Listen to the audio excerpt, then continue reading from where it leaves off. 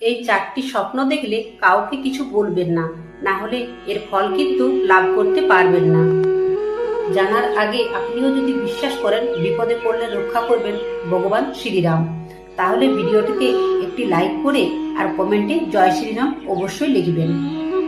Number 1, স্বপ্নে যদি আপনি দেবী দেবতাকে দর্শন করে থাকেন তাহলে এর মানে হলো আপনি খুব শীঘ্রই সফলতা পেতে চলেছেন। নাম্বার 2, স্বপ্নে যদি নিজের বা প্রতিবেশীকে মৃত্যু স্বপ্ন দেখেন তাহলে কিন্তু এটি দেখা অশুভ নয়, এটা দেখা কিন্তু আপনার জন্য শুভ সংকেত নিয়ে আসে। এর জন্য আপনার জীবন থেকে সকল নেতিবাচক চিন্তা দূর হয়ে যাবে।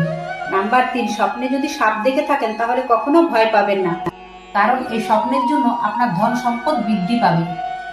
নাম্বার 4, স্বপ্নে যদি কখনো জলে মাছ দেখেন তাহলে বুঝবেন আপনার জীবনে ধন সম্পত্তি বৃদ্ধি পাবে। জয় শ্রীকৃষ্ণ, রাধে রাধে।